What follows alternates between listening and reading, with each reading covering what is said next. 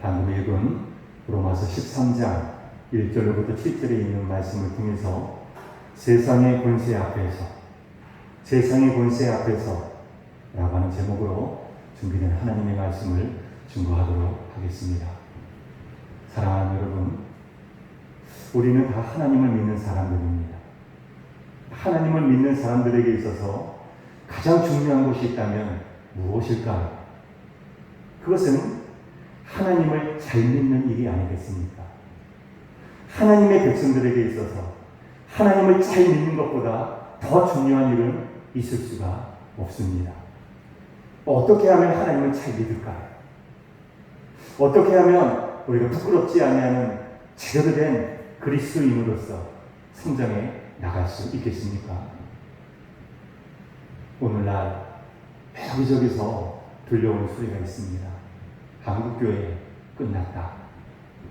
한국교회 희망이 없다. 위기다. 물론 맞습니다. 위기임에는 틀림이 없습니다. 그런데 한국교회가 왜 이렇게 된 것입니까? 왜 한국교회에 위기가 생겼던 것일까? 요즘 차별금지법 때문에 많이 시끄러운 것 같습니다. 동성애 문제로도 시끄러운 것 같습니다. 차별금지법 때문에 혹은 동성애 때문에 한국교회에 위기가 생긴 것입니까? 진화론 때문입니까? 교회 수가 부족하기 때문일까? 아니면 교회를 떠나는 교인들이 너무 적어서 이것이 한국교회의 진정한 위기일까요? 여러분, 오늘 우리는 코로나 바이러스로 인하여서 제대로 모여서 예배를 드리지 못하고 있습니다. 비대면으로 예배를 드리고 있습니다. 자, 그러면 코로나 바이러스가 한국교회에 진짜 심각한 위기 상황일까요? 저는 그렇게 보지 않습니다. 진짜 심각한 것은 한국교회에 위기가 생긴 이유는 하나님을 제대로 믿지 못하기 때문에 그런 줄로 압니다. 여러분, 성경에서 제일 먼저 말씀하고 있는 것은 다른 것이 아닙니다. 하나님을 제대로 알라고 하는 거예요. 그 하나님에 대해서 뭐라고 말씀하고 있습니까? 태초에 하나님이 천지를 창조하십니다. 창세기 1장 1절의 말씀입니다. 나는 전능하신 아버지 하나님, 천지의 창조주를 믿습니다. 우리가 예배를 드릴 때마다 항상 고백하는 사도신경의 첫 구절입니다. 이처럼 하나님은 어떠한 분이시냐? 하늘과 땅을 만드신 분이시라고 하는 거예요. 다른 말로 하면 땅과 하늘의 주인은 하나님이시다라는 사실을 성경은 우리에게 알려주고 있습니다.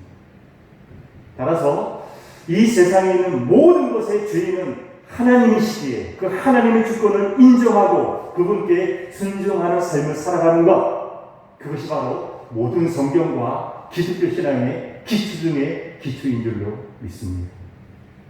자, 그러면 그리스도인은 이 세상 권세를 어떻게 보아야 되는가?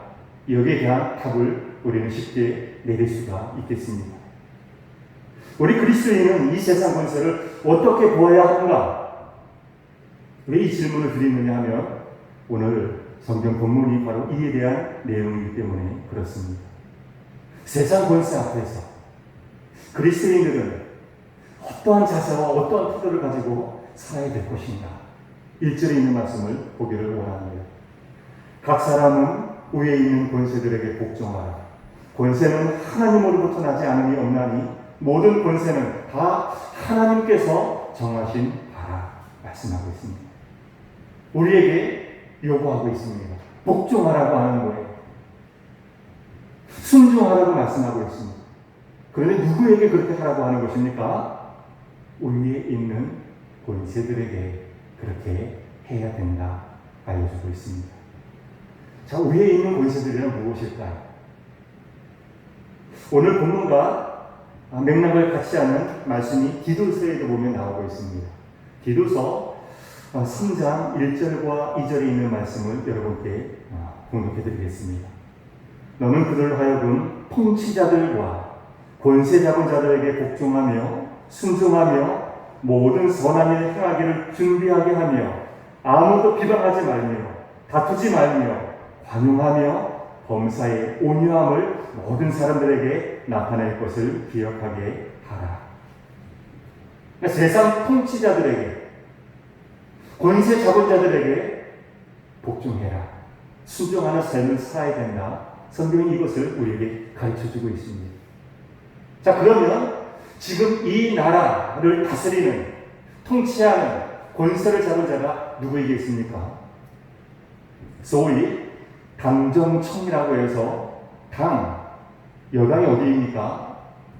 지금 이 정권을 차지한 여당 하면 우리가 잘 알고 있듯이 더불어민주당을 들 수가 있겠습니다. 정입니다. 정은 무엇입니까? 정부의 각 강요들, 공무원들을 가리키는 말이겠지요. 청와대도 있습니다. 대통령을 비롯하여서 청와대 참모들을 가리키는 그런 말일 수가 있겠습니다. 그러니까 우리가 이 사람들에 대해서 어떻게 보아야 되는가, 그리스도인으로서 어떻게 되어야 되는가, 오늘 본문은 이것을 우리에게 묻고 있습니다. 여러분, 모든 일들이 다 그래요. 항상 같은 마음, 이것이 있을 수가 없어요. 지지하는 사람이 있는가 하면 지지하지 아니하는 사람도 있을 수가 있습니다. 호불호가 있는 것이잖아요. 좋아하는 사람이 있으면 좋아하지 아니하는 사람도 있습니다. 저를 좋아하는 사람도 있을 것이고, 그러나 좀 부정적으로 보는 사람도 왜 없겠습니까? 그것을 받아들여야 되겠지. 마찬가지로 지금 이 나라, 이 정부에서 행하는 일에 대해서 잘한다, 박수치고 지지할 사람들도 틀림없이 있을 거예요. 그러나 반대로 부정적으로 보고 지지하지 않을 그런 세력도 분명히 있습니다. 크게 나누면 우리나라는 이 두 부류로 나눌 수가 있을 것입니다. 이 나라를 지지하고 이 나라가 잘한다고 하는 사람은 문제가 없겠지요. 그러나 이 나라에 대해서 부정적인 생각을 갖고 있는 사람들 어떻게 보아야 될 것인가 라고 하는 것이지. 오늘 성경의 가르침에 따르면 비록 그들이 마음에 들지 않는다고 할지라도 그들을 인정하고 복종하는 자세를 가지라. 이것이 바로 성경의 답변이 되겠습니다. 왜 그럴까요? 그 이유가 있습니다. 지금 이 정부가 출범을 하고 대한민국을 다스리게 된 이유가 어디에 있습니까? 우연히 어쩌다가 그렇게 된 것입니까? 아니지 않습니까? 그 배후에는 하나님의 주권이 있는 것입니다. 따라서 하나님께서 하셨음을 인정한다라고 한다면 우리가 해야 될 일이 무엇인지를 우리는 어렵지 않게 알게 됩니다. 그래서 로마서 11장 36절에서는 이렇게 말씀하고 있습니다. 이는 만물이 주에게서 나오고 주로 말미암고 주에게로 돌아갑니다. 그에게 영광이 세세에 있을지어다. 아멘. 우리가 지난 주간에 로마서 11장을 살펴볼 때 새벽에 살펴본 메시지가 되겠습니다. 이 말씀대로 이 세상에 존재하는 모든 것들이 다 주께로부터 나오고 주로 말미암았다라고 성경은 말씀하고 있습니다. 우연이 없는 거예요. 주님께서 하신 거예요. 오늘 본문에 있는 말씀을 보십시다. 오늘 본문에 보면 우리가 주목해 보아야 될 그런 단어가 나오고 있는데 본문 4절과 6절에 있는 말씀을 보면 세상 통치자들 그리고 권세 잡은 자들에 대하여서 뭐라고 표현을 하고 있느냐 하면 하나님의 사역자예요. 하나님의 사역자라고 하는 표현이 분명히 나오고 있습니다. 또 일꾼이라고 하는 표현도 나오고 있음을 우리가 볼 수가 있습니다. 여러분, 이 말씀은 바울 사도가 로마서를 지었기 때문에 바울 사도가 이 로마서를 지을 당시 누가 세상을 다스리고 있었습니까? 로마 정부를 가리키는 말이겠지요. 1차적으로는 로마 정부를 가리키는 말입니다. 그 당시 로마 정부가 기독교에 대해서 어떻게 되었습니까? 우호적이었습니까? 아니었습니다. 비우호적이었을 뿐만 아니라 심지어 적대적이었던 것이 로마 정부였습니다. 그래서 로마 정부에 대해서 저항하는 무리들이 많이 있었잖아요. 일명 시칼이라고 불리우는 그러한 자객들도 있었고, 과격 분자에 있었던 열심 당원들도 있었습니다. 로마 제국 무너뜨려야 된다라고 하는 거예요. 이렇게 반항하고 저항하는 극렬한 분자들이 많이 있었습니다. 하지만 바울 사도는 오늘 본문에서 뭐라고 말씀하고 있느냐 하면, 기독교를 그렇게 핍박하는 로마 정부도 하나님의 주권하에 이루어진 일이라고 하는 사실을 인정했습니다. 그래서 그 당시의 로마 권력, 로마 정부를 가리켜서 오늘 본문 4절과 6절처럼 하나님의 사역자, 일꾼이다, 이렇게 표현하고 있는 거죠. 그리고 그들에게, 로마 정부에게, 통치자들에게 세금, 관세, 조세 다 치러야 된다고 하는 거예요. 협력할 것은 협력할 줄 알고, 복종해야 될 것은 복종하고, 부족한 것을 위해서는 기도할 줄 알라, 이 말입니다. 여러분, 바울 사도가 왜 이렇게 말을 했던 것일까요? 로마 정부에 의하여서 안전하게 생활할 수가 있는 사람들이 있지 않겠습니까? 자유롭게 생활할 수 있는 사람들도 있는 거예요. 그러니까 바울 사도가 우리에게 이야기하고자 하는 것은 무엇이냐면, 무정부주의자보다 낫다고 하는 거예요.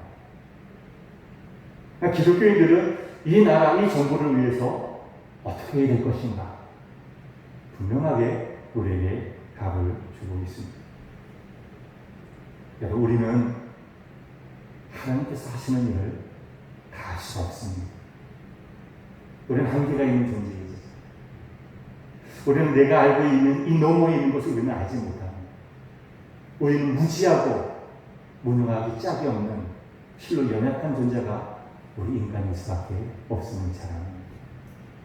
그러나 우리가 믿고 있는 하나님은 우리 인간과는 다른 분이시잖아요. 전지하시고 전능하신 하나님이십니다. 따라서 우리가 가지고 있는 이 한계가 분명히 있음을 인정하고, 우리 생각으로 하나님께서 하시는 일을 다 측량할 수 없다라고 하는 사실을 우리는 바로 알 줄 알아야 되겠습니다. 성경을 보면 우리 머리를 갸웃갸웃거리게 하는 그런 얘기들이 참 많이 있습니다. 그 중에 하나는 요즘 우리가 살펴보고 있는 성경 본문이 예레미야서이잖아요. 로마서 다음에 예레미야서거든요. 제가 같이 지금 병행하고 있는데, 살펴보고 있는데, 성경에 보면 하나님께서 당신의 택한 민족 유다 백성들을 끝까지 보호해 주셔야 되는데 끝까지 보호해 주지 않으시거든요. 어디에 의해서 유다가 멸망을 당하게 됩니까? 역사적으로 보면 바벨론에 의하여서 유다는 망하게 됩니다. 그때 바벨론 왕이 누구였느냐 하면 느부갓네살 왕이라고 하는, 널리 알려진 인물 다들 알고 계실 거라 믿습니다. 그런데 그 이방인 바벨론 왕 느부갓네살에 의하여서 유다가 망하게 되었건만, 느부갓네살을 향하여서 성경은 뭐라고 말씀하고 있느냐 하면 나의 종, 나의 택한 종이다. 성경 예레미야서 25장에 보면 그렇게 말씀하고 있습니다. 이상하잖아요. 어떻게 느부갓네살 왕이 하나님의 종이 될 수가 있겠습니까? 우리 생각은 그렇거든요. 그런데 성경은 분명히 그것을 기록해 주고 있습니다. 유다 백성들이 포로로 끌려갔어요. 바벨론에서 70년 동안 참 거기서 포로 생활하다가 나중에 다시 고국으로 돌아올 수 있게 되었습니다. 그때 그 장본인이 누구였느냐면 파사 제국의 고레스 왕이었습니다. 고레스의 침략으로 유대인들이 돌아올 수 있었거든요. 그런데 역시 마찬가지로 그 고레스 왕을 가리켜서 이사야서 41장과 42장에 보면 나의 택한 사람이라 그렇게 이야기하고 있습니다. 그러니까 우리가 기억을 해야 될 것은, 우리의 머리로는 이해할 수 없지만 분명한 사실은 하나님께서는 이방인까지라도 당신의 돈으로 사용하실 수 있다라고 하는 이 사실, 그런 명심할 줄 알아야 되겠습니다. 그래서 로마서 11장에서는 바울이 감탄하고 있는 바가 있잖아요. 어떻게 감탄하고 있습니까? 로마서 11장 33절에 있는 말씀입니다. 깊도다 하나님의 지혜와 지식의 풍성함이요 그의 판단은 헤아리지 못할 것이며 그의 길은 도저히 찾지 못할 것이로다 고백하고 있습니다. 하나님의 지혜, 하나님의 지식이 너무나 깊고 풍성해서 도무지 갈 길이 없다라고 하는 것이지. 따라서 우리가 하나님이 하시는 일을 우리가 다 알 수는 없기에, 그러나 우리가 알고 있는 사실은 있습니다. 하나님은 완전하신 분, 신실하신 분, 영광을 받으시기에 합당하신 분이시라고 하는 사실을 우리는 알고 있습니다. 그러한 분이시기에 하나님의 생각과 우리의 생각은 다르기 때문에 하늘이 땅보다 높기, 마치 그것처럼 하나님의 생각은 우리 인간의 생각과 다르다라고 하는 사실을 우리는 알고 있기에 우리가 해야 될 일은 무엇이겠습니까? 하나님께서 하시는 일에 대해서 우리의 제한된 이성으로 판단하려고 하는 것이 아니라 하나님의 주권을 인정할 줄 알아야 되겠습니다.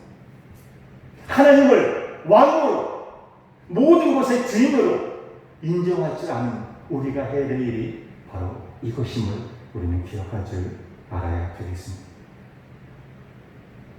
여러분 마태복음에 보면, 마태복음 22장에 보면 예수님께서 이런 말씀을 하신 것 다들 기억하실 거예요. 가이사의 것은 가이사에게, 하나님의 것은 하나님께 바치라.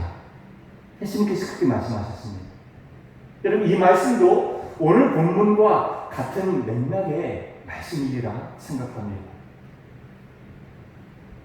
여러분 예수님께서 십자가를 지시기 전에 누구의 재판을 받았습니까? 본디오 빌라도에게 고난을 받아, 사도신경을 통해서 우리가 잘 알고 있는 사실이잖아요. 이 빌라도에게 재판을 받으실 때 빌라도가 예수님께 한 말이 있습니다. 요한복음 19장에 보면 나오고 있는데, 이 빌라도가 예수님께 뭐라고 말을 했느냐면, 내가 너를 놓을 권세도 있고 십자가에 못 박을 권세도 있는 줄을 알지 못하느냐? 묻습니다. 그랬을 때 그 말을 듣고 예수님께서 하신 말씀이 있습니다.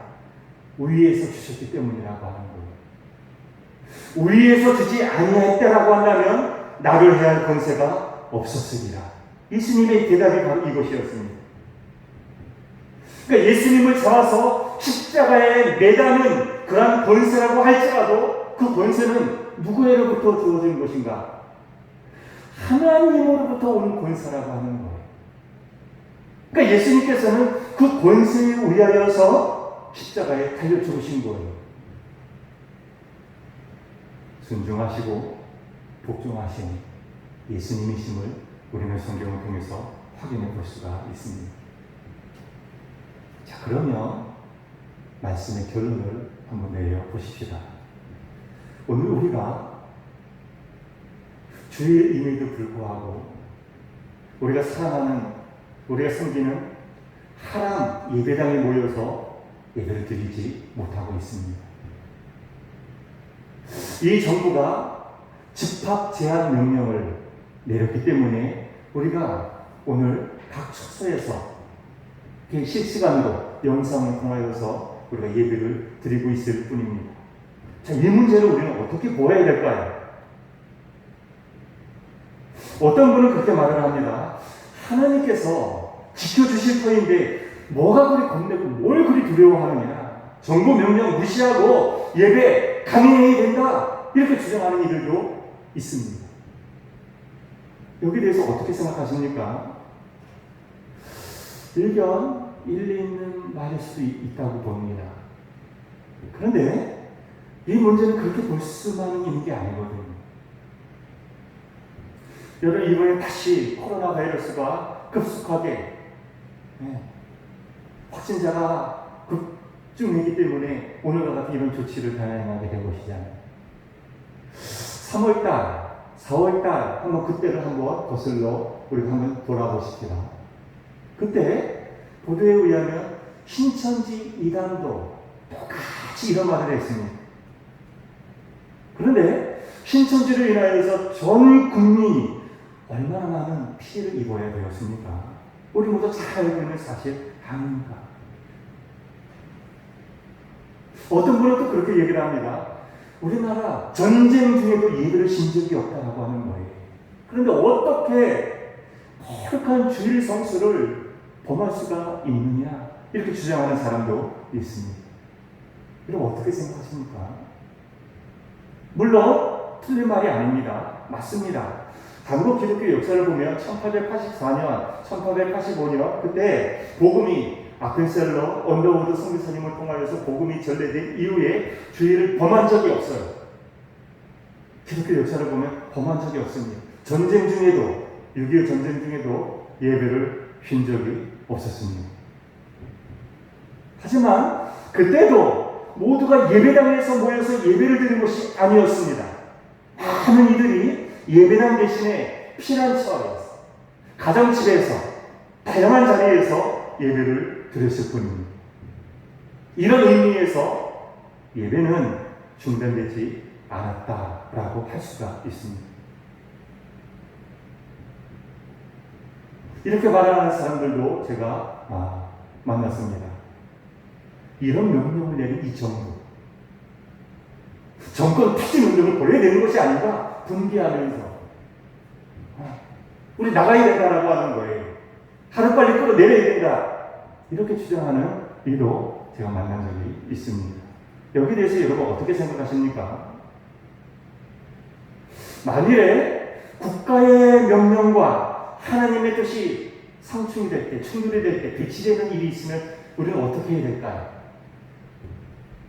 국가의 명령과 하나님의 뜻이 배치가 될 경우에 우리는 하나님을 숨기는 하나님의 백성이기 때문에 당연히 위에 있는 권세인 하나님의 명령에 우리는 순종하고 따를 줄 아는 것이 맞습니다.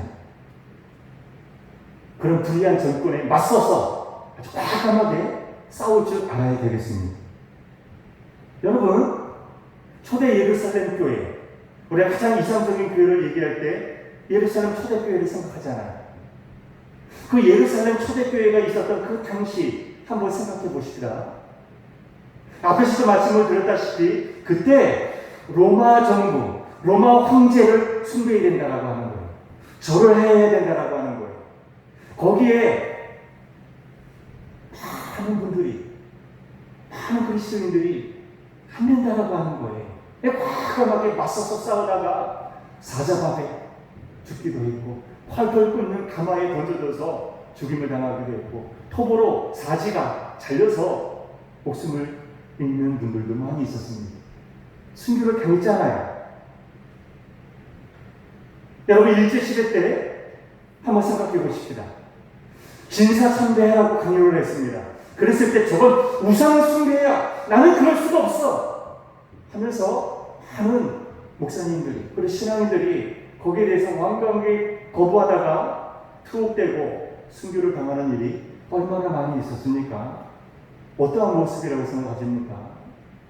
그것은 분명 악한 권력에 저항하는 것이기 때문에 아름다운 그리스도인의 모습이 아닐 수가 없는 겁니다. 마땅히 그런 삶을 살았던 이들을 우리는 존중하고, 그렇죠? 지지하고 박수를 쳐줄 줄 알아야 되는 거예요. 아름다운 모습이거든요. 그런데 이번에 내린 정부의 지침이 무엇입니까? 집합 제한 명령. 그것은 아니지 않습니까? 왜 이런 지침을 내렸습니까? 한 생명이 전부보다도 귀하다고 했는데 그 귀한 생명 한 사람이라도 더 보호하기 위하여, 더 큰 경제적인 손실을 당하지 않게 하기 위해서, 그래서 이 정부가 염려해서 불가피하게 이런 조치를 내린 것으로 알고 있습니다. 그렇다고 한다면 우리가 그리스도인으로서 어떻게 이것을 보아야 될까요? 이런 명령을 내린 이 정부를 어떻게 보아야 될까요? 적극 지지해주고 따르고 순종하는 삶을 살아가는 것이 마땅한 그리스도인의 도리이라 저는 믿습니다. 종교개혁자 마틴 루터가 한 유명한 말이 있어서 여러분께 소개해드리고자 합니다. 마틴 루터가 이런 말을 했습니다. 전염병이 왔을 때 피하지 않는 것은 하나님을 믿는 것이 아니라 도리어 하나님을 기염하는 것이다. 그러면서 마틴 루터는 전염병을 퍼뜨리는 행위는 마귀의 일에 동참하는 것이다. 마틴 루터는 그렇게 우리에게 가르침을 준 바가 있습니다. 따라서 이 국가가, 이 정부가, 이 여당이 본연의 임무에 충실하다면 우리 그리스도인들은 거기에 대해서 적극적으로 지지하지 않아야 되겠습니다. 무엇이 본연의 일에 충실한 것입니까? 한 생명이라도 국민을 보호하려고 하고 경제적인 손실 막으려고 하는 일, 여기에 제대로 열심을 보이고 있다고 한다면 우리 그리스도인들은 어떻게 해야 됩니까? 복종하고 순종해야 됩니다. 나아가서 더 이 나라와 국민을 위하여서 제대로 일을 할 수 있도록 그들을 위해서 기도할 줄 아는 것이 성숙한 그리스도인의 마땅히 행해야 될 바입니다. 디모데전서 2장에 보면 우리가 귀를 기울여 보아야 될 귀한 말씀이 나오고 있습니다. 디모데전서 2장 1절과 1절에서 3절까지 있는 말씀을 제가 한번 공독해 드리겠습니다. 그러므로 내가 첫째로 권하노니 모든 사람을 위하여 간구와 기도와 도고와 감사를 하되 2절입니다. 임금들과 높은 지위에 있는 모든 사람을 위하여 그렇게 하라. 이는 우리가 모든 경건과 단정함으로 고요하고 평안한 생활을 하려 함이라. 이것이 우리 구주 하나님 앞에 선하고 받으실 만한 것이라 말씀하고 있습니다. 무슨 말입니까? 이 나라, 이 정부가 있음으로 말미암아 우리가 적들로부터 목숨이 보호를 받을 수가 있는 것이잖아요. 편안한 생활을 할 수가 있는 것이잖아요. 따라서 이 나라의 일원으로서, 국민으로서 이 정부를 위해서 마땅히 해야 될 것은 비난하고 있는 것이 아니라 기도할 바이다. 성경은 이것을 우리에게 알려주고 있습니다. 자, 그러면 진짜 한번 결론을 내려보십시다. 사랑하는 여러분, 얼마나 힘드십니까? 오늘 주일을 맞이하여서 한 자리에 모여서 너무 찬송도 드리지 못 부르고 기도하지 못하고 악수하지 못하고 교제 나누지 못하고 좁은 방에 지금 모여서 영상으로나마 예배를 드리고 있는 이 현실 때문에 참 속상해하실 분들이 많이 있으시리라 생각이 됩니다. 저도 속상합니다. 저 역시 마음이 아픕니다. 목사이기 때문에 그런 것이 아니라 그리스도인의 한 사람이기 때문에 이런 현실이 너무 속상합니다. 우울해집니다. 그러나 이러한 때에 우리가 해야 될 일이 무엇입니까? 하루빨리 코로나19 바이러스가 오늘 기도자께서 그렇게 말씀하셨잖아요. 종식이 되도록 기도에 매진하게 하소서. 이렇게 기도하셨거든요. 맞습니다. 코로나 이 바이러스 지금의 이 전국이 하루빨리 안정이 되고 종식이 될 수 있도록 우리는 기도해야 될 줄로 믿습니다. 이 나라 정부 여당이 더욱더 나라를 위하여서 국민을 위하여서 제대로 일을 할 수 있도록 우리는 적극적으로 기도로 도울 줄 알아야 됩니다. 이러한 이들이 제대로 된 그리스도인들이, 이러한 이들이 제대로 하나님을 믿는 사람들이라고 할 수가 있고, 이런 사람들이 한국교회에 많아질수록 우리 한국교회는 회복이 될 것이고, 우리 하나님교회에 이런 분들이 많아질수록 하나님교회 역시 빠른 회복의 은총을 경험하게 될 줄로 믿습니다. 저는 우리 하나님교회 성도들이 다들 그렇게 해주시리라 믿습니다. 비난하기 전에 먼저 기도할지라. 기도해 줌으로 말미암아 여러분들의 기도로 인하여서 우리 한국교회 이 나라에 하나님의 평강이 깃들기를 주님의 이름으로 간절히